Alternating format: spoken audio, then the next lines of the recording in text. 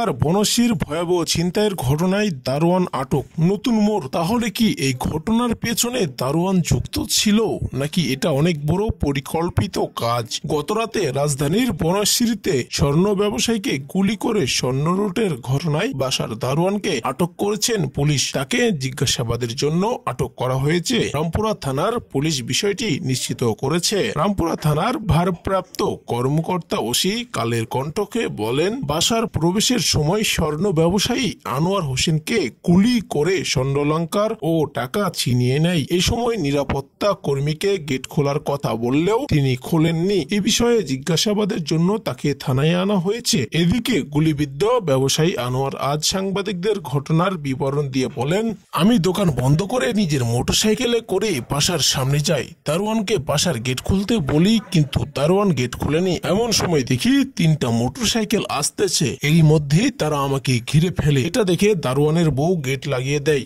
তখনও তারা আমাকে গুলি বা কুপিয়ে আহত করেনি। আমি দারোয়ানকে বারবার গেট খুলতে বলি, কিন্তু সে গেট খোলেনি। আপনারা ভিডিওতে দেখছেন, তখন তারা আমার ব্যাগ নিয়ে টানাটানি করছিল। পরে আমাকে কুপিয়ে এবং গুলি করে আমার ব্যাগে থাকা 140 থেকে 150 ভরির মতো স্বর্ণ ও 1 লাখ টাকা নিয়ে চলে যায়। ওই সময় বাসার গেট খুলে দিলে ছিনতাই বা গুলির ঘটনা ঘটতো না বলে দাবি করেন তিনি। ছিনতাইকারী কাউকে চিনতে পেরেছেন কিনা জানতে চাইলে আনোয়ার বলেন, আমি কাউকে চিনতে পারিনি, তবে সিসি ক্যামেরার ফুটেজ থেকে হামলাকারীদের শনাক্তের কাজ চলছে বলে জানিয়েছে পুলিশ। ভুক্তভোগী পরিবারের সদস্যদের থানায় এসে অভিযোগ দিলে এই ঘটনায় মামলা হবে বলে জানিয়েছে ওসি আতাউর রহমান আকন্দ। তো দর্শক, আজকের ভিডিওটি এ পর্যন্তই।